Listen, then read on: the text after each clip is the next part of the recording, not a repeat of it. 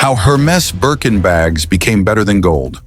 A story of fashion, finance, and the psychology of scarcity. At first glance, a handbag might not seem like a serious investment.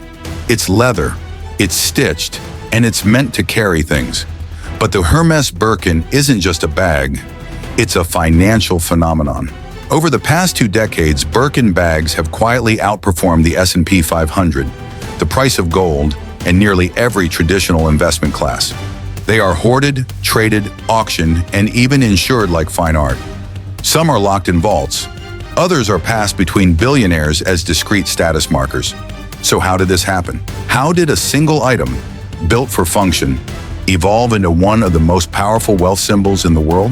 This video breaks it down. The history, the psychology, the market mechanics, and how Hermès turned leather and craftsmanship into something even Wall Street watches. 1. A chance encounter that changed fashion forever. The Birkin bag was born not in a boardroom, but on an airplane. In 1983, British actress Jane Birkin happened to sit next to Hermès CEO Jean-Louis Dumas. When her straw bag spilled open mid-flight, she complained that she couldn't find a decent leather carry-all that was both elegant and practical. Dumas sketched a design on an air sickness bag. That sketch became the first Birkin, but what could have ended as a one-off gift became the start of a fashion empire. Hermès saw in Jane not just a muse, but a blueprint for luxury, functional, artistic, rare. The first Birkins were quietly released in 1984, but they didn't flood the market. In fact, they were almost impossible to buy, and that was the point. What began as an accident became the foundation of luxury by restriction. A strategy that would soon make this handbag more valuable than most metals. The psychology of scarcity. Why we want what we can't have. You can't walk into Hermès and just buy a Birkin. Even billionaires have to wait. Some wait months, others years. That's not a failure in supply. It's the strategy. Hermès produces only a limited number of Birkins each year, and not every store even carries them. They're never listed online. There are no seasonal restocks. And sales associates don't just hand them out, they curate them to clients who build a relationship with the brand. This taps into what psychologists call the scarcity principle. When something is perceived as rare or restricted, it becomes significantly more desirable. Even the act of being offered a Birkin is a social symbol. It means you've reached a level of brand loyalty, spending, and social status that the Hermès system recognizes. It's not about walking in with money, it's about walking in with credibility. The result? Demand keeps rising, resale prices skyrocket, and buyers become emotionally attached before they even own one. 3. Craftsmanship as a currency. Each Birkin is handmade by a single artisan in France. It takes around 48 hours of work to produce just one bag. The leathers are sourced from the finest tanneries. The stitching is done by hand. And the finishing touches, from the hardware to the dye, are reviewed with a microscope-level obsession to detail. But Hermès doesn't sell the product. They sell the craft. The artisan's initials are often sewn discreetly into the bag, almost like an artist's signature. This turns the Birkin into more than an accessory. It becomes a signed, living object, a token of human mastery in a world of machines. Buyers aren't just paying for materials. They're paying for legacy, for heritage, for the idea that one person, one skilled human, devoted days to building this single object just for them. In that way, each Birkin holds emotional equity, not just monetary value. And that's what fuels long-term demand. The market mechanics, supply, resale, and auction wars. Here's where things get financial. A basic Birkin starts around $10,000 to $15,000 at retail. But many models, especially rare skins like crocodile, ostrich, or lizard, start much higher. And in the secondary market, it's not uncommon for rare Birkins to sell for $100,000 or more.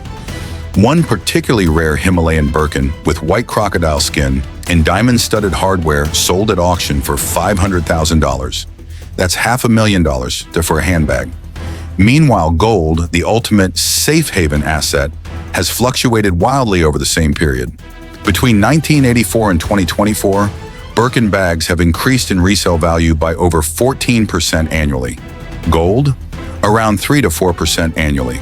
Some investors have even created Birkin portfolios, purchasing bags, insuring them, storing them in climate-controlled conditions, and selling them at auctions. This isn't fashion, it's wealth management, and the numbers are hard to ignore. 5.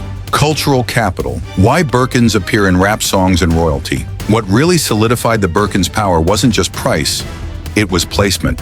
When celebrities like Victoria Beckham, Kim Kardashian, Cardi B, and Jeffree Star began flashing Birkins on red carpets and in music videos, the bag went from luxury to legendary. In hip-hop, the Birkin became a punchline, a power move, and a metaphor, all at once. Owning one meant you weren't just rich, you were connected. You had access, you had taste, and you had the kind of subtle influence that doesn't scream, it whispers. But on the other side of the spectrum, the bag also showed up in ultra-elite circles. Royal families, billionaire socialites, private art collectors, diplomats. It became a universal symbol of wealth that worked across cultures. In Paris, Dubai, LA, or Hong Kong, the Birkin means the same thing: money, rarity, and silence. 6. Limited drops, strategic colorways, and seasonal obsession. Hermès doesn't just produce bags. They release them like fine wine vintages. Each year, new leathers and color combinations are released in small batches. Some are seasonal, others are discontinued within months. The most desired colors, such as a taupe, gold, black, rouge casaco, vary in market value based on trends, rarity, and supply. This creates a collector's ecosystem, a world where Birkins are hunted, not bought. A world where getting the right bag in the right color during the right year becomes a fashion jackpot. The unpredictability isn't a flaw, it's the engine. It's what keeps demand spiking and collectors constantly scanning resale platforms, auctions, and boutique insiders. 7. Financial experts are paying attention. It may sound strange, but Wall Street has noticed. Several reports from investment banks and luxury market analysts have noted that Birkins, along with Rolex watches and Patek Philippe timepieces, are outperforming traditional assets. Birkins are now included in wealth reports, alternative asset indexes, and estate portfolios. Some family offices, who manage billion-dollar fortunes, even include luxury handbags in their long-term holdings. It's no longer just an indulgence, it's a hedge, one that isn't affected by inflation, market crashes, or digital volatility. And unlike stocks, a Birkin doesn't just sit in a vault. It gets photographed, admired, and carried, sometimes. 8. Criticism and controversy. The bag that sparked backlash. For all its prestige, the Birkin hasn't escaped criticism. Animal rights activists have condemned the use of exotic leathers. PETA famously targeted Hermès with undercover footage of crocodile farms, prompting some celebrities to abandon their Birkins entirely. Others criticize the brand's elitism, the idea that it fosters exclusivity by making customers earn the right to spend. The artificial scarcity has led some to call it manipulative or even unethical. Still, these criticisms rarely dent the market. In fact, controversy often makes the Birkin even more desirable, because controversial things are talked about, and in luxury, talking is marketing. 9. The rise of the Birkin economy, a future of private vaults and tokenized bags. As the value of Birkins rises, the ecosystem around them grows. Today there are private Birkin brokers who match buyers and sellers, Birkin-specific insurance policies, luxury vaults that store and secure handbags like fine art, and even NFT-backed ownership systems allowing partial investment in rare bags. It's no longer about fashion. It's about creating a private economy around an object that sits at the intersection of wealth, status, and scarcity. Collectors now build entire portfolios, not of brands, but of specific years, colors, leathers, and release codes. The level of analysis rivals any stock trader's Bloomberg terminal, when leather outpaces gold. So how did the Hermès Birkin become better than gold? By refusing to be available, by transforming craftsmanship into currency, by letting culture do the marketing, by turning shopping into privilege, and by creating an object that doesn't just carry things, it carries meaning. For some, it's still just a bag. But for others, it's a vessel for power, for investment, for legacy. And in a world drowning in trends, where speed kills status and newness fades fast, the Birkin remains timeless. Like, comment, and subscribe if this breakdown changed how you see luxury. Because sometimes the smartest investment isn't digital, it's stitched by hand in Paris.